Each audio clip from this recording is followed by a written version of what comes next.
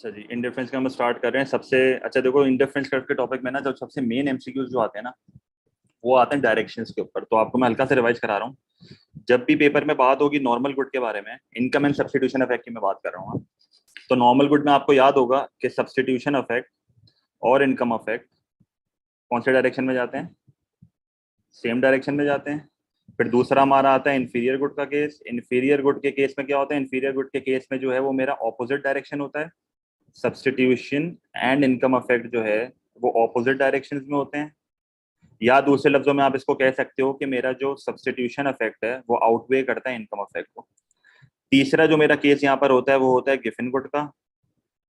Giffen good के case में क्या होता है? गिफिन गुड के केस में मेरा इनकम इफेक्ट जो है वो आउटवे करता है सब्स्टिट्यूशन इफेक्ट को। सही है। तो ये मेरे मेन तीन केसेस होते हैं और इसी पे मेजर एमसीक्यूज आते हैं। सही है। अब जैसे ये आप पहला एमसीक्यू देखो। पहले एमसीक्यू क्या कह रहा है? The diagram shows two indifference curves and two budget lines for two goods X and Y. तो ये मेरे दो गुड्स हैं, good X and good Y. The initial position is P, मतलब ये इनिशियल पोजीशन कह रहा है कि पी है, तो मैं इनिशियल पोजीशन से जो है वो एक लाइन बना लेता हूँ। तो ये मेरी एक इनिशियल पोजीशन है। P to R is the substitution effect. आपको ये चीज याद होनी चाहिए कि substitution effect is always along the indifference curve. तो आप देख लो, पी टू जो आर में जा रहा हूँ वो अलोंग द इंडिफरेंस कर्व भी जा रहा हूँ। तो देखो मैं पी टू आर जा रहा हूँ अलोंग द इंडिफरेंस कर्व और मैं आ गया एक्स वन के ऊपर। तो ये एक्स से लेके एक्स वन जो है वो मेरा सब्स्टिट्यूशन इफेक्ट है। अब आप ये चीज नोटिस करो, आर टू एस। एक बार जब मैं पी टू आर आ गया, ये मेरा सब्स्टिट्यूशन इफेक्ट है। फिर मैं आर से देखता हूँ ना इनकम इफेक्ट। अब आप नोटिस करो कि मैं आर से जा रहा हूँ एस। इसका मतलब ये हुआ कि पहले मैं एक्स से एक्स वन आया, फिर मैं चले गया एस के ऊपर, तो ये मेरा आ गया एक्स टू। अब आप नोटिस करो क्या हो रहा है। एक्स से एक्स वन मेरा सब्स्टिट्यूशन इफेक्ट है, फिर एक्स वन से एक्स टू जो है वो मेरा इनकम इफेक्ट है। यहाँ पर कौन सा केस लग रहा है? केस वन, केस टू या केस थ्री? कौन सा केस है यहाँ पर? आप नोटिस कर लो ये चीज। ये कौन सा केस लग रहा है यहाँ पे? केस वन, केस टू या केस थ्री? Case three. तो केस थ्री किसका होता है? गिफिन गुड का होता है। तो यहाँ पर जो आपका आंसर होगा वो क्या होगा? ए होगा, क्योंकि गिफिन गुड के केस में इनकम इफेक्ट जो है वो आउटवे करता है सब्स्टिट्यूशन इफेक्ट को। क्लियर है ये चीज? इस तरीके के एमसीक्यूज आते हैं और इस तरीके से आपको आइडेंटिफाई करना होता है। कोई मसला है यहाँ तक? अब इसमें बाकी ऑप्शंस देखने की मुझे जरूरत भी नहीं है, ये स्ट्रेट फॉरवर्ड एक आंसर था, क्योंकि मैं गलत को क्यों गलत है ये मैं नहीं बता सकता। इसमें कोई इससे कोई खास ऑप्शंस नहीं है। ठीक है। अब एमसीक्यू नंबर टू। अब सब ये देखो, जरा गौर से देखना भाई, ये क्या बोल रहा है इसमें? The diagram shows budget lines of a consumer choosing between two goods, good X and good Y. देखो वापस मेरे पास दो गुड्स हैं, good X and good Y. Initially the budget line is M M. तो इनिशियल बजट लाइन मेरी जो है वो एम एम है। तो मैं बेसिकली क्या कर रहा हूँ, मैं बराबर में अपनी डायग्राम बना रहा हूँ ताकि आपको ये चीज समझ आ जाए कि हो क्या रहा है। तो इनिशियल बजट लाइन जो मेरी एम एम है, तो मैं बराबर में सेम डायग्राम बना रहा हूँ। तो ये मेरा आ गया बजट लाइन एम एम।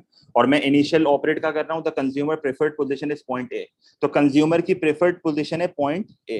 तो मैंने बेसिकली क्या करा, अब जाहिर सी बात है, अगर कंज्यूमर की प्रेफर्ड पोजीशन पॉइंट ए है तो इसका मतलब है पॉइंट ए पे मेरा कंज्यूमर इक्विलिब्रियम होगा ना। तो मैं क्या करूंगा, मैं यहाँ पर एक इंडिफरेंस कर्व बना देता हूँ। ये मेरा आ गया कंज्यूमर इक्विलिब्रियम। सही है। ये मेरा क्या आ गया? ये मेरा आ गया consumer equilibrium at point A. तो यहाँ पर मैंने एक इंडिफरेंस कर्व बना दिया। अब आगे बढ़ते हैं, क्या बोल रहे हैं? Subsequently the money prices subsequently the money prices of both goods change shifting the budget line to NN। दोनों गुड्स की प्राइसेस चेंज हुई हैं। सही है। नॉर्मली तो हम ये करते हैं ना कि एक गुड की प्राइस चेंज होती है तो बजट लाइन या तो बाहर की तरफ जाता है या तो अंदर की तरफ आता है। हम हमेशा गुड एक्स की प्राइस चेंज करते हैं, हम हमेशा टिल्ट करते हैं। मतलब या तो ये इधर टिल्ट होगा या तो ये इधर टिल्ट होगा। अब इसने बोला दोनों गुड्स की प्राइस चेंज हो रही है। अगर दोनों गुड्स की प्राइस चेंज हो रही है ना, फिर ये टिल्ट नहीं होगा, फिर ये करेगा क्रॉस। अब ये डिपेंड करता है। अगर फॉर एग्जाम्पल मैं आपको कहता हूँ दोनों गुड्स की प्राइस कम हो गई, जब दोनों गुड्स की प्राइस कम हो जाएगी तो दोनों गुड्स की अफोर्डेबिलिटी बढ़ जाएगी। मैं पहले के मुकाबले में दोनों गुड्स को ज्यादा खरीद पाऊंगा, तो मेरा बजट लाइन चले जाएगा बाहर की तरफ। अगर मैं कहता हूं कि दोनों गुड्स की प्राइसेस बढ़ गई, तो जब दोनों गुड्स की प्राइसेस बढ़ेगी तो दोनों गुड्स की अफोर्डेबिलिटी कम हो जाएगी, तो बजट लाइन आ जाएगा अंदर की तरफ। अगर मैं आपको कहता हूं एक गुड की प्राइस बढ़ी है, फॉर एग्जांपल मैं आपको कहता हूं कि गुड एक्स की प्राइस बढ़ी है, अगर गुड एक्स की प्राइस बढ़ेगी तो गुड एक्स की अफोर्डेबिलिटी कम होगी। सही है। और लेट से मैं कहता हूं गुड वाई की प्राइस जो है वो कम हो गई है, तो बजट लाइन मेरा फिर कुछ इस तरीके से आ जाएगा। तो मल्टीपल सिनेरियोज हैं। आगे इसने क्या बोला है? Which point could represent the preferred position of the consumer after the change in prices if their tastes remain unchanged? अब देखो मेरे पास बजट लाइन एन एन जो है ना वो कुछ इस तरीके से बनी हुई है। बजट लाइन एन एन कैसे बनी हुई है? बजट लाइन एन एन जो है वो कुछ इस तरीके से क्रॉस कर रही है। मतलब बजट लाइन एन एन की अगर मैं आपसे बात करता हूँ, ये क्रॉस करके इसने बनाई हुई है। इसने बजट लाइन एन एन को कुछ इस तरीके से बनाया हुआ है और ये इसकी बजट लाइन है एन और एन। अब आप नोटिस करो बजट लाइन एन एन में क्या हो रहा है। बजट लाइन एन एन में आप नोटिस करो कि वाई की अफोर्डेबिलिटी बढ़ रही है। आप खुद नोटिस कर लो, गुड वाई की अफोर्डेबिलिटी पहले के मुकाबले में क्या हो रही है? बढ़ रही है। और गुड एक्स की अफोर्डेबिलिटी क्या हो रही है? कम हो रही है। इसका मतलब ये हुआ कि इसने गुड वाई की प्राइस को कम करा है और गुड एक्स की प्राइस को बढ़ाया है। इसका मतलब इसने गुड वाई की प्राइस को कम किया है और गुड एक्स की प्राइस को बढ़ाया है। तो मेरे पास सिर्फ एक पोजीशन रहती है और वो कौन सी पोजीशन है? बी। मैं बी पे आ सकता हूँ ना, मतलब यहाँ पर मैं लिख दूंगा पॉइंट बी। और आप पॉइंट बी पे एक चीज नोटिस कर लो कि मैंने पहले के मुकाबले में गुड वाई को बढ़ा दिया और गुड एक्स को कम कर दिया। और ये इसलिए ही हो रहा है क्योंकि पहले के मुकाबले में गुड वाई की अफोर्डेबिलिटी बढ़ी है। तो जब गुड वाई की अफोर्डेबिलिटी बढ़ेगी तो तुम गुड वाई को ज्यादा खरीदोगे, और जब गुड एक्स की अफोर्डेबिलिटी कम हुई है तो तुम गुड एक्स को कम खरीदोगे। नॉर्मली ऐसा ही होगा ना, और इसकी पोजीशन भी है।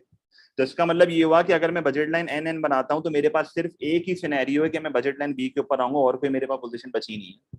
कोई मसला यहाँ तक? पक्की बात है? कोई सवाल है तो पूछ लो। तो मेरा आंसर यहाँ पर बी होगा। ठीक है, चलिए अब क्वेश्चन नंबर 3। अब देखो क्वेश्चन नंबर 3 भी एक बहुत आसान, ये ऐसे एमसीक्यू बहुत आसान होते हैं। In the indifference curve diagram point M is the initial equilibrium, M N is the substitution effect. इसने बोला एम जो है वो इनिशियल है, और एम से लेके एन देख लो अलोंग द इंडिफरेंस कर्व में जा रहा हूं, तो ये एक्स से लेके एक्स वन मेरा क्या होगा? Substitution effect of a fall in price of good x. If good X is a given good, which point will be the consumer's new equilibrium point after the fall in the price of X? अब मैं अगर देखूं तो ये मेरा substitution effect है N पे। अगर मुझे सब्स्टिट्यूशन इफेक्ट को आउटवे करना है तो मैं कहां पर आऊंगा? ए की पोजीशन है मेरे पास, ए पे आऊंगा तो आप देख लो ये आउटवे हो जाएगा पूरा। तो अगर आउटवे करना है मुझे, क्योंकि गिफिन गुड के केस में क्या होता है, गिफिन गुड के केस में मेरा मेरा जो है वो बेसिकली इनकम इफेक्ट जो है वो आउटवे करता है सब्स्टिट्यूशन इफेक्ट। और देखो ये सिर्फ क्योंकि यहाँ से अगर मैं जाता हूँ और यहाँ से अगर मैं x2 पे आता हूँ तो ये पूरा सब्स्टिट्यूशन इफेक्ट आउटवे हो जाएगा, और गिफिन गुड के केस में यही होता है। तो पॉइंट ए जो है वो मेरा रिप्रेजेंट कर रहा है कि ये एक गिफिन गुड है। सही है, तो इसका यहाँ पर आंसर क्या होगा? इसका यहाँ पर आंसर होगा ए। कोई मसला?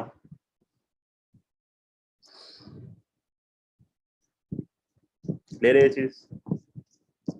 वो 3 केसेस बस याद रखना, normal good same direction, inferior good opposite, opposite बोल दो, या सब्स्टिट्यूशन इफेक्ट आउटवे करता है इनकम इफेक्ट, और गिफिन गुड में इनकम इफेक्ट आउटवे करता है सब्स्टिट्यूशन इफेक्ट। सही है। एमसीक्यू नंबर 4 में देखो क्या बोल रहा है, the diagram shows two indifference curves and two budget lines for good X and good Y. The initial position is P, P to R is the substitution effect. तो ये देखो पी से आर जो है वो सब्स्टिट्यूशन इफेक्ट है, तो ये एक्स से लेके एक्स वाई सब्स्टिट्यूशन इफेक्ट है। अब देख लो आर से लेके एस क्या है? आर से लेके एस इनकम इफेक्ट है। तो ये क्या हो रहा है? ये सब्स्टिट्यूशन इफेक्ट है, इसके बाद जो है वो इनकम इफेक्ट है। कौन सा डायरेक्शन है? सेम डायरेक्शन है। और जब भी सेम डायरेक्शन होता है इनकम एंड सब्स्टिट्यूशन इफेक्ट का, तो वो कौन सा गुड होता है? वो फिर आपका होता है नॉर्मल गुड। तो इसका मतलब यहाँ पर आंसर जो होगा वो आपका क्या होगा? सी होगा। ले रहे चीज? तो वही बात है, देखो वो 3 केसेस पे सब हो रहा है और कुछ भी नहीं आ रहा अभी, अब तक तो और कुछ भी नहीं आया। क्वेश्चन नंबर 5 देख लो, ये प्रॉपर्टी ऑफ इंडिफरेंस कर्व का सवाल है। What is equal at all points along an indifference curve for an individual consumer.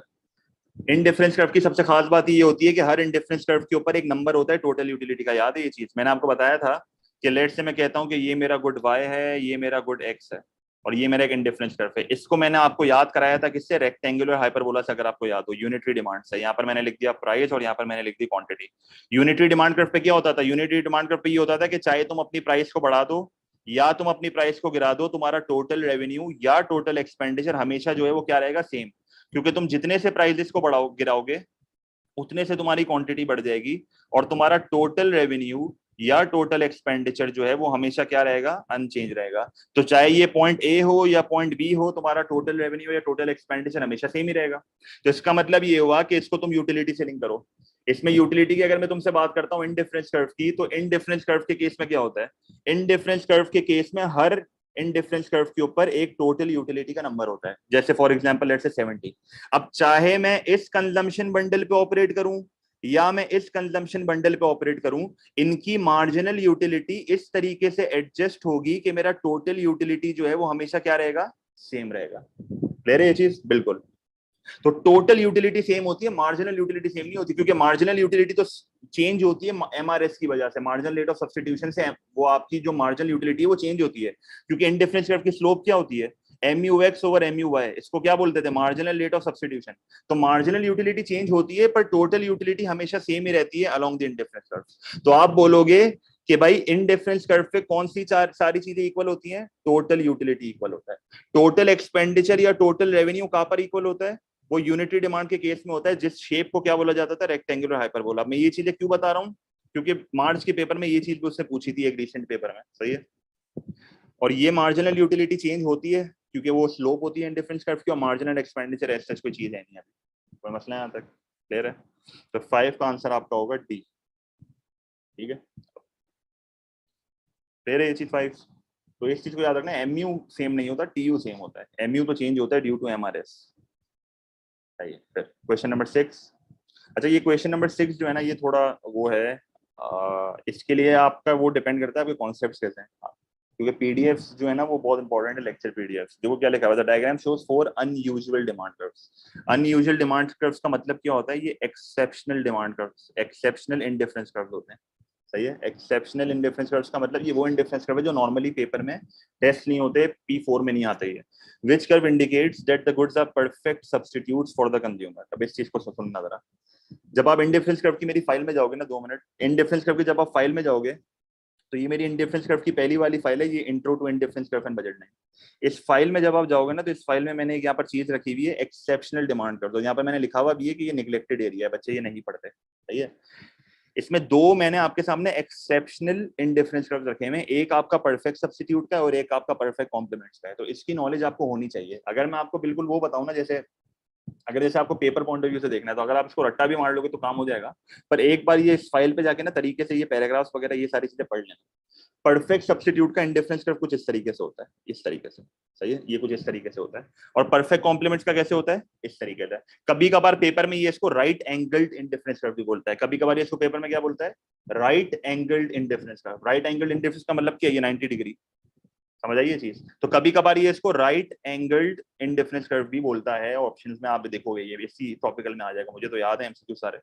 और ये वाला जो आपका ये एमआरएस वन है जो परफेक्ट सब्स्टिट्यूट है, ले रहे चीज। तो ये दोनों शेप आपको याद होनी चाहिए। अब इस सवाल में देखो ये क्या पूछ रहा है, इस सवाल में इसने बोला है परफेक्ट सब्स्टिट्यूट बता दो कौन सा है। तो कौन सा वाला परफेक्ट सब्स्टिट्यूट का है, कौन सा वाला इसमें परफेक्ट सब्स्टिट्यूट का है? बी है बिल्कुल, क्योंकि बी आप देख लो बिल्कुल उसी शेप में बना हुआ है जिस तरह मैंने अभी आपको दिखाया। अगर ये कॉम्प्लीमेंट पूछता ना तो ये इस तरीके से आपको राइट एंगल बना के देता। सही है, तो इसकी नॉलेज जरा एक बार ले लेना तो आपको ये चीज पता हो। ठीक है, फिर क्वेश्चन नंबर 7। क्वेश्चन नंबर 7 अगर आप देखो तो इसमें अब क्या बोल रहा है, तो diagram shows 2 indifference curve and 2 budget line for good X and good Y. The consumer initial position is at point F, the consumer preferred final position becomes H. अब आप एक चीज नोटिस करो, मुझे अब सबसे पहले यहाँ पर ये देखना है कि प्राइस फॉल है या प्राइस राइज है। आप नोटिस करो मेरा बजट लाइन x1 से x2 जा रहा है, इसका मतलब है प्राइस ऑफ x क्या हो रही है, फॉल। क्योंकि प्राइस ऑफ x, क्योंकि अफोर्डेबिलिटी बढ़ गई है, क्योंकि बजट लाइन का शिफ्ट टिल्ट होना, x1 से x2 जाना, मुझे ये शो नहीं करना कि क्वांटिटी बढ़ रही है, ये मुझे ये शो कर रहा है कि मेरी अफोर्डेबिलिटी बढ़ गई है गुड एक्स की। और अफोर्डेबिलिटी गुड एक्स की कब बढ़ेगी, जब प्राइस ऑफ एक्स जो है वो कम होगी। सही है। अच्छा, what does the movement F2G represent. अभी डायरेक्ट मुझसे F2G पूछ रहा है, तो F2G तो बहुत सिंपल है। F2G में क्या हो रहा है, F2G आप एक चीज नोटिस करो, अलोंग द इंडिफरेंस कर्व है। F2G आप देखो अलोंग द इंडिफरेंस कर्व, और अलोंग द इंडिफरेंस कर्व क्या होता है, सब्स्टिट्यूशन इफेक्ट। तो इनकम इफेक्ट को तो हटा दो, प्राइस इफेक्ट को भी हटा दो, सब्स्टिट्यूशन इफेक्ट है।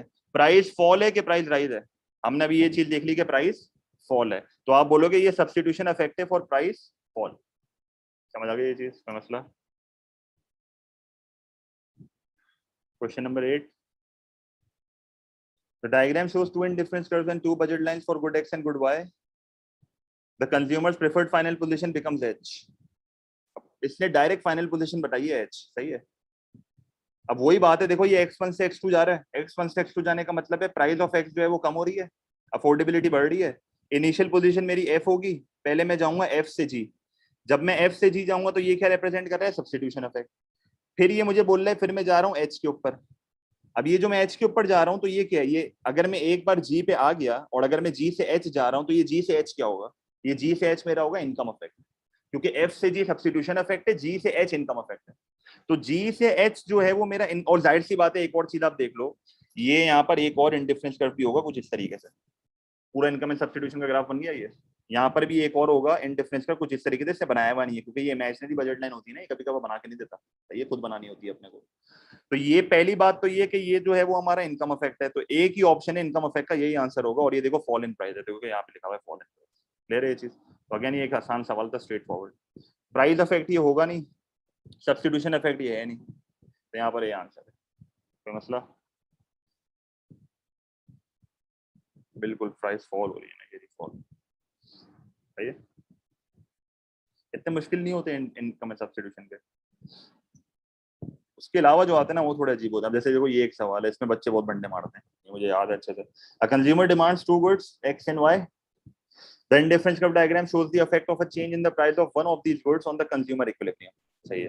अब आप एक चीज नोटिस करो, ये मुझे पता कैसे चलेगा कि मेरा बजट लाइन कहाँ पर जा रहा है। आप एक चीज नोटिस कर लो, ये मेरा इंडिफरेंस कर्व 1 है। इंडिफरेंस कर्व 1 का मतलब कि ये मेरी ओरिजिनल बजट लाइन है, बजट लाइन ए बी, और ये मेरा इंडिफरेंस कर्व 2 है, तो इसका मतलब है ये मेरी दूसरी बजट लाइन है, बजट लाइन ए सी। सही है। और ये गुड एक्स है। तो मुझे एक चीज बताओ, प्राइस किसकी चेंज हो रही है, गुड वाई की कि गुड एक्स की? प्राइस किसकी चेंज हो रही है, गुड एक्स की। और प्राइस जो है वो बढ़ रही है कि गिर रही है? गिर रही है, क्योंकि पहले के मुकाबले में अफोर्डेबिलिटी क्या हो रही है, गुड एक्स की बढ़ रही है। गुड वाई की प्राइस चेंज नहीं हो रही, क्योंकि देखो ये उसकी अफोर्डेबिलिटी अपनी जगह पे ही है। तो इसका मतलब ये हुआ कि अगर तुम्हें यहाँ पर ये पूछ रहा है which demand curve can be deduced from the diagram, तो तुम खाली गुड एक्स का बता सकते हो, क्योंकि गुड वाई की तो प्राइस ही चेंज नहीं हो रही। अब ऑल्दो मैं तुम्हें भले कहता हूँ कि भाई वाई की क्वांटिटी पहले ये थी और अब इसकी क्वांटिटी ये हो गई, और एक्स की क्वांटिटी अपनी जगह पे ही है, तो तुम एक चीज नोटिस करो कि प्राइस ऑफ एक्स कम हो रही है, फिर भी मैं गुड एक्स की क्वांटिटी चेंज नहीं कर रहा। मतलब प्राइस ऑफ एक्स कम हो रही है, फिर भी मैं गुड एक्स की क्वांटिटी बढ़ा नहीं रहा। मतलब नॉर्मली मैं बढ़ा दूंगा ना, नॉर्मली तो यही होता है, लॉ ऑफ डिमांड तो यही कहता है कि जब प्राइस ऑफ एक्स करेगी तो तुम इसकी क्वांटिटी को बढ़ा दो, पर ऐसा नहीं हो रहा। इसका मतलब ये हुआ कि गुड एक्स की डिमांड जो है वो क्या है, परफेक्टली इनइलास्टिक है। क्योंकि चाहे तुम इसकी प्राइस को गिरा भी दो, चाहे तुम इसकी प्राइस को गिरा भी दो, फिर भी तुम्हारी तुम क्वांटिटी देख लो क्या है, अनचेंज है। इसका मतलब गुड एक्स की जो डिमांड है वो क्या है, परफेक्टली इनइलास्टिक डिमांड है। क्या डिमांड है, परफेक्टली इन इलास्टिक डिमांड। और इसका डिमांड का भी देख लो, परफेक्टली इन इलास्टिक बना हुआ है कि भाई नो सब्स्टिट्यूट, ये चेंज ही नहीं हो रही, मतलब इसकी क्वांटिटी चेंज। अब मैं आपको गुड ये वाले दो ऑप्शन में क्यों हटा रहा हूँ, सी और डी का मैं ऑप्शन इसलिए हटा रहा हूँ क्योंकि गुड वाई की प्राइस ही चेंज नहीं हो रही, no change in price of Y. अगर गुड वाई की प्राइस चेंज नहीं हो रही, अगर गुड वाई की प्राइस ही चेंज नहीं हो रही और गुड वाई की क्वांटिटी चेंज हो रही है, तो इसका मतलब ये हुआ कि गुड वाई की जो हम क्वांटिटी ऊपर नीचे कर रहे हैं ये प्राइस की वजह से नहीं हो रही है, अदर फैक्टर्स की वजह से हो रही है। तो इसका मतलब गुड वाई का डिमांड कर्व जो है वो शिफ्ट होगा। गुड वाई की यहाँ पर आप ये देख के नहीं बता सकते, कह रहे ये चीज हमें नहीं पता कि गुड वाई में लॉ ऑफ डिमांड फॉलो होता है या नहीं होता, या उसकी डिमांड परफेक्टली लगा सके, हम बता ही नहीं सकते क्योंकि प्राइस ही चेंज नहीं हो रही। अगर इसकी प्राइस चेंज होती फिर मैं इसको दिखाने में कामयाब हो जाता कि भाई ये है। समझ आ गई ये चीज? तो इसका जो आंसर आपका होगा वो बी होगा, जो कि बहुत स्ट्रेट फॉरवर्ड है। ए इसका हो नहीं सकता क्योंकि प्राइस के गिरने से क्वांटिटी बढ़ तो नहीं रही। क्लियर है ये मसला?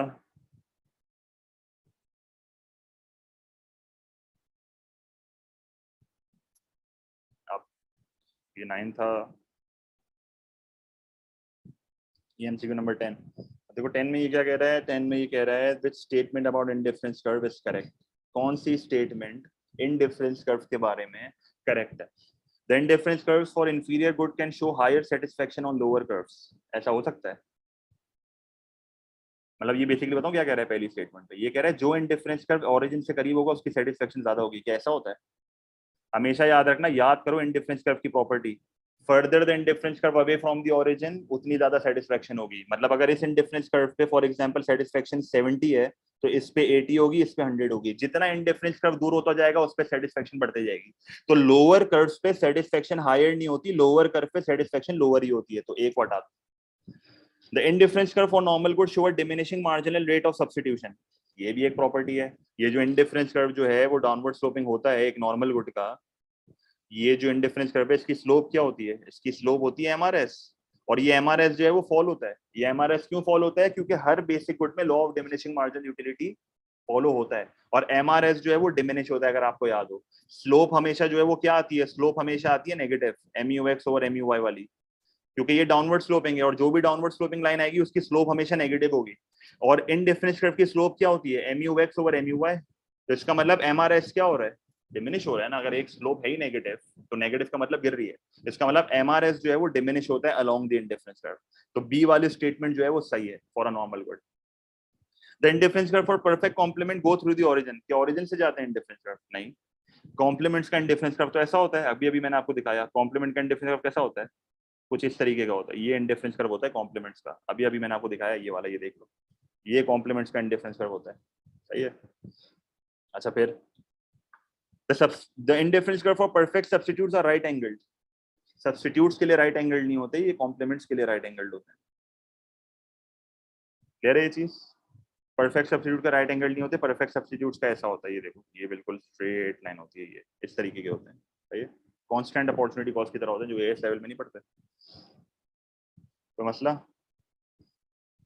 परफेक्ट सब्स्टिट्यूट्स का मतलब होता है ditto same product, exactly same products, जो परफेक्ट कंपटीशन में होता था। और कॉम्प्लीमेंट्स वो होते हैं ना, जैसे मार्कर और इंक हो गया, जॉइंटली डिमांडेड गुड्स।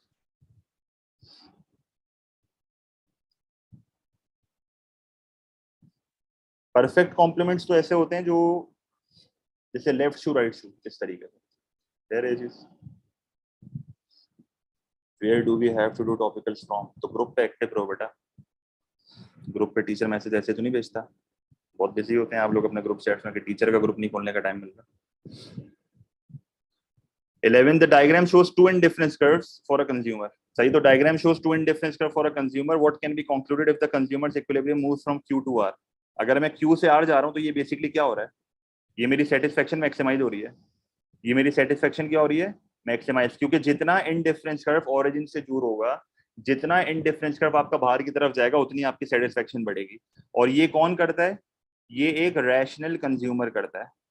तो इसका आंसर जो आपका होगा वो ये होगा, the consumer is acting rationally. अब बाकी जितने भी ऑप्शन है ना, वो बताना थोड़े मुश्किल है, क्योंकि मुझे इनफ इन्फॉर्मेशन नहीं दी हुई। तो ये एक तरह से एमसीक्यू नहीं है, ये बीसीक्यू है। बीसीक्यू क्या होते हैं, बेस्ट चॉइस। अब बेस्ट चॉइस यहाँ पर यही आ रही है, पॉसिबिलिटी सारे केसेस में। मतलब जैसे अगर फॉर एग्जाम्पल मैं कहता हूँ तो consumer money income is unchanged, ये हटा दो, बल्कि ये तो है ही सारे बेकार ऑप्शन है ये। ऑल दो बेस्ट चॉइस आपका यही है, बेस्ट चॉइस आपका यही है जो ए है, the consumer is acting rationally. क्यों, क्योंकि अगर वो फर्दर इंडिफरेंस कर्व पे जा रहा है तो इसका मतलब है उसकी जो है वो पहले के मुकाबले में सेटिस्फेक्शन मैक्सिमाइज हो रही है, और वो फर्दर इंडिफरेंस कर्व पे ऑपरेट कर सकता है। अगर वो नहीं कर सकता तो वो जाता ही नहीं कभी। सही है। 12 की अगर मैं बात करता हूँ, 12 की है question number 12, when the price of a good falls, the effect on the quantity demanded is the result of an income and substitution effect. बिल्कुल, आपको अगर याद हो मैंने आपको बोला था, ये जो प्राइस गिरती है और इस प्राइस की गिरने की वजह से जो क्वांटिटी डिमांडेड बढ़ती है, ये क्वांटिटी डिमांड दो अफेक्ट्स की वजह से बढ़ती है। इस अफेक्ट को बोलते हैं प्राइस अफेक्ट। और इस प्राइस अफेक्ट के अंदर दो अफेक्ट होते हैं, एक आपका होता है सब्स्टिट्यूशन अफेक्ट और दूसरा आपका होता है income affect. This statement about this affects is correct. For inferior good the income affect and substitution affect work in the same direction. बिल्कुल गलत। ये कौन से केस में होता है, normal good. For inferior good but not given goods, the income effect outweighs substitution effect। बिल्कुल गलत। given good में तो income effect outweigh करता है substitution effect को, ये कह रहा है given good में income effect outweigh नहीं करता, ये गलत हो गया। For normal good the income effect and substitution effect work in the same direction। ये बिल्कुल सही स्टेटमेंट है, normal good में income effect और substitution effect same direction में जाते हैं। For normal goods the income effect outweighs substitution effect। ये given good के लिए होता है, normal good के लिए नहीं होता। फिर ये चीज तो ये भी गलत हो जाएगा, तो मसला। तो अगेन देखो वही चीजें तीन केसेस पे टेस्ट कर रहा है, मेन चीज है। क्वेश्चन नंबर 13, ये अच्छा सवाल है। The diagram shows three budget lines, QR, QT and SR. QR is the consumer's initial budget line. तो क्यूआर जो है वो मेरी इनिशियल बजट लाइन है, सही है। तो क्यूआर मेरी इनिशियल बजट लाइन है, इसको मैंने हाईलाइट कर दिया कि ये मेरी रेड जो है ना वो इनिशियल है। Which combination of changes could cause the budget line to shift to SR. मेरी फाइनल पोजीशन क्या है, एसआर। अब एसआर पे मैं डायरेक्ट तो नहीं आऊंगा, पहले क्या होगा, पहले price of good x change होगी। प्राइस ऑफ गुड एक्स पहले होगी डिक्रीज। क्यों डिक्रीज होगी, जैसे ही प्राइस ऑफ एक्स डिक्रीज होगी मेरा बजट लाइन होगा टिल्ट, और मेरा बजट लाइन टिल्ट होके कहां पर आएगा, बाहर की तरफ। जैसे ही मेरी प्राइस ऑफ गुड एक्स जो है वो डिक्रीज होगी, मेरा बजट लाइन आएगा बाहर की तरफ, from Q R to QT. तो मेरी पहले के मुकाबले में जो अफोर्डेबिलिटी है वो क्या हो जाएगी, बढ़ जाएगी, और मैं क्यू आर से क्यूटी आ जाऊंगा। फिर क्या होगा, फिर कंज्यूमर की इनकम चेंज, क्योंकि देखो अगर मैं आपको ये चीज बता दूं, पहले मैं जाऊंगा from Q R to QT. क्यों जाऊंगा, क्योंकि प्राइस ऑफ एक्स जो है वो कम हो रही है, और जब प्राइस ऑफ एक्स कम होगी तो बजट लाइन होगा टिल्ट। फिर मैं क्यूटी से जो है वो आऊंगा एसआर पे। और क्यों आऊंगा, क्योंकि कंज्यूमर की इनकम जो है वो डिक्रीज होगी। क्यों, क्योंकि जैसे ही कंज्यूमर की इनकम जो है वो डिक्रीज होगी, मेरा बजट लाइन क्या होगा, मेरा बजट लाइन होगा शिफ्ट, और वो शिफ्ट होगा पैरेलली, क्योंकि जब भी इनकम में चेंज आता है तो दोनों गुड्स की अफोर्डेबिलिटी पे इफेक्ट आता है, तो पैरेलल शिफ्ट होता है। तो मेरा शिफ्ट पैरेलल होगा, और वो पैरेलल शिफ्ट होकर कहां पर आ जाएगा, from Q R to SR. तो ये मेरी फाइनल पोजीशन होगी, मैं यहाँ से शिफ्ट होता हुआ आ जाऊंगा यहाँ पर, और ये मेरा आ जाएगा अंदर की तरफ। तो मेरी फाइनल पोजीशन होगी एसआर।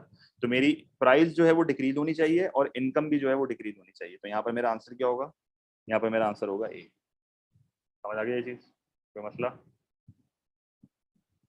सही है। तो अगेन वही चीज है, इसमें तुम्हें पहले खुद पेंसिल से स्केच, अब बेहतर बेस्ट तरीका ये होता है तुम बराबर में अपनी डायग्राम बनाओ। जब तुम अपनी डायग्राम बनाओगे ना तुम्हें बेहतर समझ आएगा। अगर ऑलरेडी ये चीजें पहले से बनी हुई है ना, फिर मसला होगा। वो तो मैंने हाईलाइट कर दिया आईपैड से, उसमें पेपर पे कैसे करोगे। Question number 14, the diagram shows two indifference curves for a consumer, what necessarily differs between IC1 and IC2। IC1 और IC2 में क्या फर्क है? लेवल ऑफ इनकम बताना थोड़ा मुश्किल है, लेवल ऑफ सेटिस्फेक्शन तो लाजमी तौर पे अलग है, क्योंकि अगर इस इंडिफरेंस कर्व पे 70 है तो इस इंडिफरेंस कर्व पे 100 होगा, क्योंकि जो फर्दर फ्रॉम द ओरिजिन होता है उसमें सेटिस्फेक्शन ज्यादा होती है। तो लेवल ऑफ सेटिस्फेक्शन तो लाजमी तौर पे अलग है, क्योंकि ये फर्दर फ्रॉम द ओरिजिन होगा दूसरा वाला। प्राइस ऑफ गुड एक्स बताना मुश्किल है, प्राइस ऑफ गुड अगेन ये चीज देखो, ये BCQ है, बेस्ट चॉइस यहाँ पर आपका B है, क्योंकि ये स्ट्रेट फॉरवर्ड आंसर है। बाकी जितने भी ऑप्शन है ना आपको चेक करने पड़ेंगे, और इसने मुझे इतनी इन्फॉर्मेशन नहीं दी हुई कि मैं इस चीज को चेक कर सकूं। क्लियर है? कोई सवाल यहाँ तक? सही है। क्वेश्चन 13 में वापस रिपीट कर रहा हूँ एक बार भाई। क्वेश्चन 13 में इसने बोला था इनिशियल पोजीशन मेरी QR है, इसने बोला था कि तुम QR से SR पे कैसे आओगे। अब तुम QR से SR कभी भी डायरेक्ट नहीं आ सकते, पहले इसने प्राइस का चेंज बोला है, फिर इनकम का चेंज बोला है। तो QR से पहले तुम्हारी प्राइस ऑफ एक्स कम होगी, और जैसे ही प्राइस ऑफ एक्स कम होगी तुम टिल्ट मारोगे बाहर की तरफ, तुम्हारी गुड एक्स की अफोर्डेबिलिटी बढ़ जाएगी। जैसे ही तुम्हारी गुड एक्स की अफोर्डेबिलिटी बढ़ गई, तुम अभी खड़े हुए हो QT के ऊपर। अब तुम QT के ऊपर हो, QT पे तुम खड़े हुए हो, तुम्हारी इनकम कम हो गई। जैसे ही तुम्हारी इनकम होगी कम होगी, तुम्हारा बजट लाइन पैरेलली पीछे आएगा और तुम आ जाओगे SR के ऊपर। तो SR पे तुम कैसे पहुंचे? पहले price of good x decrease हुई, उसके बाद इनकम डिक्रीज हुई, तो ये दोनों चीजों के मिक्सचर से तुम जो है वो SR के ऊपर आए। सही है। Question number 15। क्वेश्चन नंबर 15 देखो, वही है, income and substitution. The diagram shows two indifference curve and two budget lines relating to good X and good Y. The consumer initial position is at point R। तो ये मेरी initial position है जो कि point R है, ये मेरा आ गया X। The money income price of good x decrease, जब प्राइस डिक्रीज होगी and the consumer preferred position becomes T। तो सही है ना, जब प्राइस डिक्रीज होगी तो तुम पहले आओगे S के ऊपर, ये तुम्हारा सब्स्टिट्यूशन इफेक्ट होगा अलोंग द इंडिफरेंस कर्व। मेरी प्रेफर्ड पोजीशन T है, तो X से X1 जो है वो मेरा सब्स्टिट्यूशन इफेक्ट आ गया, और फिर तुम आ जाओगे X2 के ऊपर। तो सिनेरियो कुछ इस तरीके से, तुम X से X1 पे आए, ये सब्स्टिट्यूशन इफेक्ट हो गया, और फिर तुम X1 से X बीच में आके रुक गए, ये तुम्हारा इनकम इफेक्ट है। बीच में आके रुकने का मतलब क्या है कि तुम्हारा सब्स्टिट्यूशन इफेक्ट जो है वो एक्सीड कर रहा है किसको? इनकम इफेक्ट को। या दूसरे लफ्जों में तुम क्या बोल सकते हो, सब्स्टिट्यूशन इफेक्ट और इनकम इफेक्ट जो है वो कौन से डायरेक्शन में? ऑपोजिट। और ऑपोजिट डायरेक्शन में जब वो होता है तो फिर क्या होता है? इंफीरियर गुड होता है। कह रही है चीज, क्योंकि देखो ना ऑपोजिट डायरेक्शन पे जा रहा है, पहले यहाँ से यहाँ गए फिर यहाँ से यहाँ पर है। सही है, बिल्कुल। देखो यहाँ भी देख लो, पहले तुम कहाँ गए? पहले तुम X से X1 गए जो कि तुम्हारा सब्स्टिट्यूशन इफेक्ट है, फिर तुम X1 से जो है वो X2 के ऊपर आ गए जो तुम्हारा इनकम इफेक्ट है। तो देख लो ऑपोजिट डायरेक्शन है। सही है। उसके बाद question number 16। The diagram shows a budget line indicating combinations of good Y and good X that a consumer could buy with a given income. The combination shown by point S and T both lie on the same normal indifference curve. ये कह रहा है एक normal indifference curve। normal indifference curve का मतलब ना perfect substitute वाला है ना perfect complement वाला है, एक normal indifference curve है जिसमें margin rate of substitution जो है वो diminish होता है। सही है। और ये कह रहे हैं S और T जो है ना वो सेम इंडिफरेंस कर्व के ऊपर है। S और T सेम इंडिफरेंस कर्व के ऊपर का मतलब ये कि इंडिफरेंस कर्व मेरा कुछ इस तरीके से बना हुआ है, मेरा इंडिफरेंस कर्व कुछ इस तरीके से बना हुआ है। अब मुझे ये चीज बताओ, क्या S और T पे मेरी सेटिस्फेक्शन मैक्सिमाइज हो रही है? नहीं हो रही, क्योंकि अभी भी मैं अफोर्ड कर सकता हूं एक कॉम्बिनेशन जो कि और फर्दर फ्रॉम द ओरिजिन हो। मतलब अभी भी मेरे लिए एक कॉम्बिनेशन अफोर्डेबल है जिसमें सेटिस्फेक्शन ज्यादा होगी, और वो कौन सा कॉम्बिनेशन है? ये W वाला कॉम्बिनेशन है। क्योंकि आप देखो ये वाला indifference curve further from the origin भी है येट अफोर्डेबल। मतलब आप क्या बोलोगे? IC1 is further from the origin, जो मैंने आपको डायलॉग लिखवाया था, further from the origin yet affordable. इसका मतलब कि एक रैशनल कंज्यूमर कभी भी S या T पे ऑपरेट नहीं करेगा, वो हमेशा W पे ऑपरेट करेगा। The consumer is indifferent between combination W S and T। बिल्कुल गलत, W ज्यादा बेहतर है। और इनडिफरेंट आप उसी केस में हो तो जब आप एक इंडिफरेंस कर्व के ऊपर होते हो। तो WST इंडिफरेंट नहीं है, S और T इंडिफरेंट है। The consumer prefers combination T to W। बिल्कुल गलत, कॉम्बिनेशन W प्रेफर करेगा कंज्यूमर, क्योंकि कॉम्बिनेशन W में सेटिस्फेक्शन ज्यादा है, T में ज्यादा नहीं है। The consumer prefers combination W to S। ये बिल्कुल सही आंसर है, क्योंकि W पे सेटिस्फेक्शन ज्यादा होगी as compare to S। The consumer prefers combination Z to T। ये भी गलत है, क्योंकि बेस्ट हमारे लिए W ही है। फिर ये चीज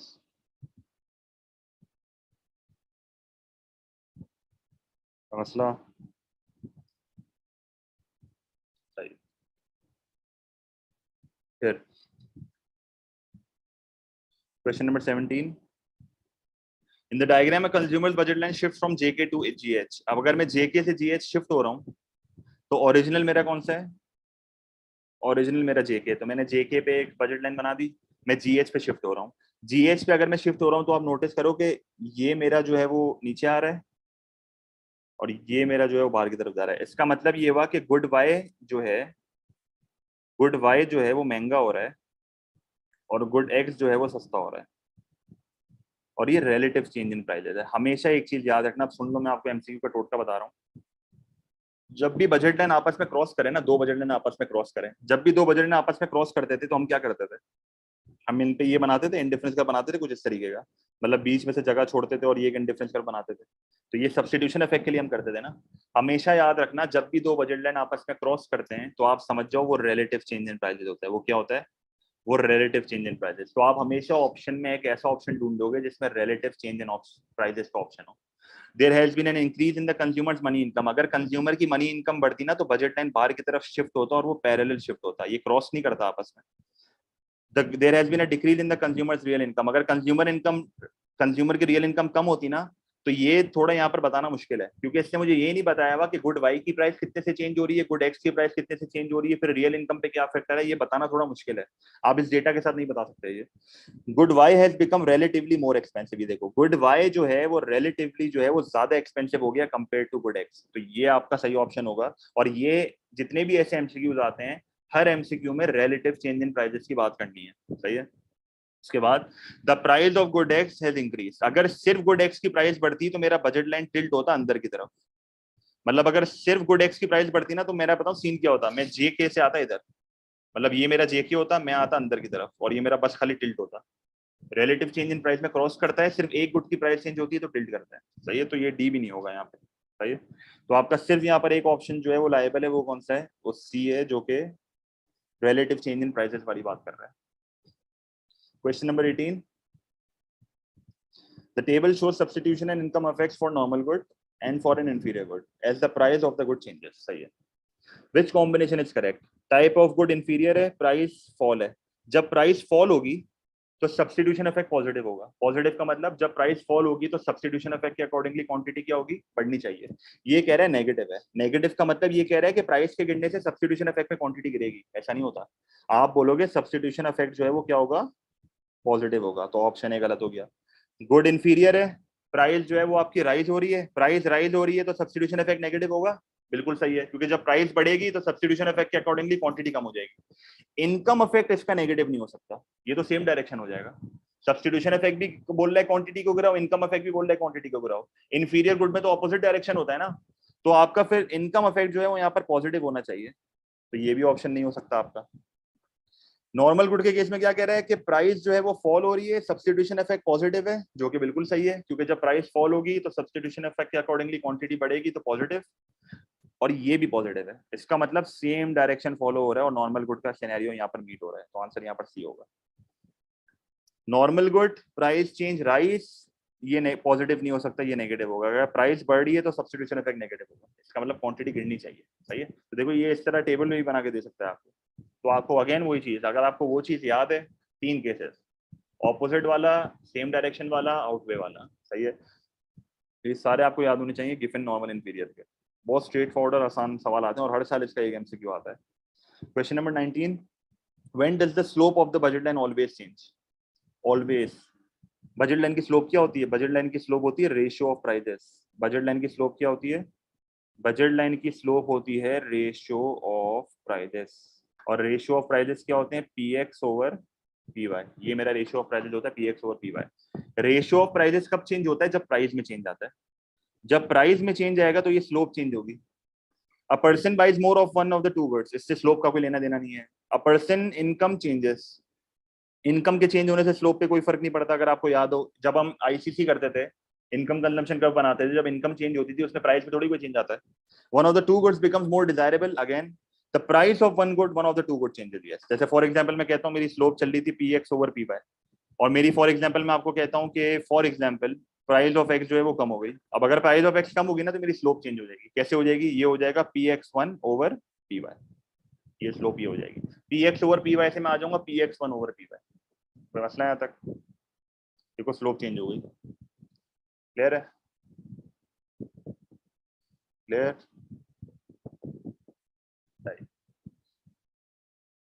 question number 20, what would not affect the budget line of N individual consumer? Budget line पे कब अफेक्ट नहीं आएगा? नॉट बोला है इसने, सही है, not. The individual preference for various goods, preference से बजट लाइन पे कोई इफेक्ट नहीं आता। The level of income tax, income tax, जब इनकम टैक्स, जैसे फॉर एग्जांपल मैं आपको कहता हूँ इनकम टैक्स बढ़ गया, जब इनकम टैक्स बढ़ेगा तो डिस्पोजेबल इनकम कम होगी, मेरा बजट लाइन जो है वो शिफ्ट हो जाएगा अंदर की तरफ। जब प्राइसेस चेंज होगी तो बजट लाइन मेरा टिल्ट हो सकता है। वेजेस पे जब फर्क आएगा तो वेजेस पे फर्क आने का मतलब क्या है? इनकम पे फर्क आ रहा है। जब इनकम पे फर्क आ रहा है तो बजट लाइन भी चेंज हो सकता है, शिफ्ट भी हो सकता है, कुछ भी हो सकता है। पर प्रेफरेंस से बजट लाइन पे कोई फर्क नहीं आता, ना शिफ्ट होगा ना टिल्ट होगा, कुछ भी नहीं होगा। प्रेफरेंस का लेना देना इन डिफरेंस कर्व से होता है, बजट लाइन से नहीं होता, सही है।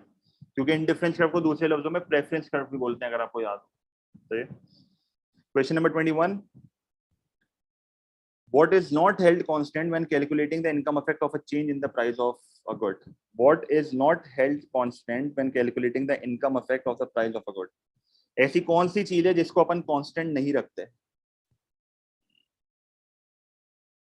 सही, प्राइस ऑफ अ गुड की ये बात कर रहा है ना, income effect of a price. अब देखो, अगर जब मैं प्राइस को चेंज कर रहा हूँ ना तो कंज्यूमर की money income, nominal income same ही होती है। क्योंकि जब नॉमिनल इनकम चेंज होती है ना, इससे बजट लाइन में शिफ्ट आता है। तो पहले इसने क्या चेंज करी है? प्राइस। प्राइस के चेंज होने से जो है, प्राइस के चेंज होने से जो है वो रियल इनकम पे इफेक्ट आता है, नॉमिनल इनकम पे नहीं आता। तो ये कांस्टेंट होती है, नॉमिनल इनकम कांस्टेंट होती है। कंज्यूमर की प्रेफरेंस भी जो है कांस्टेंट होती है, पर कंज्यूमर की प्रेफरेंस का यहाँ लेना देना नहीं है। प्राइसेस ऑफ अदर गुड भी कांस्टेंट होती है, क्योंकि जब हम एक गुड की प्राइस चेंज देखते हैं, हम गुड एक्स की प्राइस चेंज करते हैं, दूसरे गुड की प्राइस चेंज नहीं करते। कंज्यूमर की रियल इनकम को तुम कांस्टेंट नहीं रखते, क्यों? क्योंकि जब भी प्राइस चेंज होती है ना, हमेशा याद रखना, जब भी प्राइस चेंज होती है तो रियल इनकम पे इफेक्ट आता है। क्योंकि अगर आप, फॉर एग्जाम्पल मैं कहता हूँ प्राइस बढ़ गई, जब प्राइस बढ़ती है तो रियल इनकम क्या होती है? अगर नॉमिनल इनकम कांस्टेंट है तो रियल इनकम कम होती है। और रियल इनकम का फॉर्मूला आपको यहाँ पर याद होना चाहिए, मैक्रो से। रियल इनकम का फॉर्मूला क्या है? Real income percentage is equal to nominal minus inflation का परसेंटेज, ये इसका फॉर्मूला होता था, सही है। Real income is equal to nominal minus inflation. तो हमेशा याद रखना, प्राइस जब भी चेंज होती है तो रियल इनकम को कांस्टेंट आप रख ही नहीं सकते, क्योंकि प्राइस के चेंज होने से लाजमी तौर पर रियल इनकम के ऊपर इफेक्ट आएगा ही आएगा। 22, क्वेश्चन नंबर 22 क्या कह रहा है? The diagram show the consumer's initial budget line is GH. Initial budget line मेरी जीएच है ना, तो एक काम करता हूँ, यहाँ बना लेता हूँ, ये बहुत गिच पिच हुई हुई है। इनिशियल बजट लाइन मेरी जीएच है, तो ये मेरी मैंने बना दी जीएच, ये मेरा आ गया गुड आर और ये मेरा आ गया गुड एस। देखो, गुड आर और good S. And a set of indifferent curve IC1, IC2 and IC3 for goods R and S. The original equilibrium for the consumer is at point X. तो मेरा original equilibrium point X के ऊपर है, मैं point X के ऊपर एक indifference curve बना देता हूँ भाई, ये रहा point X. The inflation rate is rising faster than the money incomes. ये थोड़ा अच्छे है। मुझे बताओ, इन्फ्लेशन जो है वो दोनों गुड्स को अफेक्ट करेगा, ये गुड को अफेक्ट करेगा? दोनों गुड को अफेक्ट करेगा। इन्फ्लेशन से गुड आर पे भी अफेक्ट आएगा, गुड एस पे भी अफेक्ट आएगा। मनी इनकम क्या होती है? Nominal income. जब नॉमिनल इनकम बढ़ती है तो बजट लाइन जो है वो किधर शिफ्ट होगा? राइटवर्ड। और जब इन्फ्लेशन होगी तो बजट लाइन किधर शिफ्ट होगा? इनवर्ड। क्योंकि मुझे एक चीज बताओ, अगर मैं आपको कहता हूं दोनों गुड की प्राइसेस बढ़ रही हैं, जब दोनों गुड की प्राइसेस बढ़ेंगी तो दोनों गुड की अफोर्डेबिलिटी कम होगी। जब दोनों गुड की अफोर्डेबिलिटी कम होगी तो बजट लाइन किधर आ जाएगा? अंदर की तरफ। तो आप बोलोगे बजट लाइन इनवर्ड होगा। और अगर मैं आपको कहता हूं कि मेरी नॉमिनल इनकम बढ़ रही है, मेरी मनी इनकम बढ़ रही है, तो दोनों गुड्स की अफोर्डेबिलिटी बढ़ेगी, बजट लाइन आएगा बाहर की तरफ। अगर ये मुझे ये कहता है सवाल में कि मेरी इन्फ्लेशन का रेट मनी इनकम से ज्यादा है, अगर मेरी दोनों गुड की प्राइसेस ज्यादा से बढ़ रही हैं कंपेयर टू नॉमिनल इनकम, तो मेरा बजट लाइन का जो नेट इफेक्ट होगा वो क्या होगा? नेट इफेक्ट इसका हमेशा इनवर्ड होगा। तो आप बोलोगे मेरा नेट इफेक्ट इनवर्ड होगा और मेरा बजट लाइन जो है वो अंदर की तरफ आएगा। और आप नोटिस कर लो कि मेरा इनिशियल बजट लाइन था GH, तो मेरा जो नेट इफेक्ट होगा वो क्या होगा? ये वाला बजट लाइन। और इस बजट लाइन के ऊपर देख लो मेरा कॉम्बिनेशन कौन सा आ रहा है? डी आ रहा है। तो यहाँ पर मेरा आंसर क्या होगा? डी होगा। ले रहे चीज, वापस रिपीट कर रहा हूँ, जब इन्फ्लेशन रेट राइज होगी तो बजट लाइन आएगा अंदर की तरफ, जब मनी इनकम बढ़ेगी तो बजट लाइन जाएगा बाहर की तरफ। सवाल में इसने बोला हुआ कि inflation rate is rising faster than the nominal income. अगर इन्फ्लेशन का rate faster than the nominal income है तो इसका मतलब ये हुआ कि आपका बजट लाइन का जो नेट इफेक्ट होगा वो अंदर की तरफ ही होगा। तो मसला यहाँ तक की बात है। तो आपकी फाइनल पोजीशन यहाँ पर हो जाएगी डी। कोई टेंशन?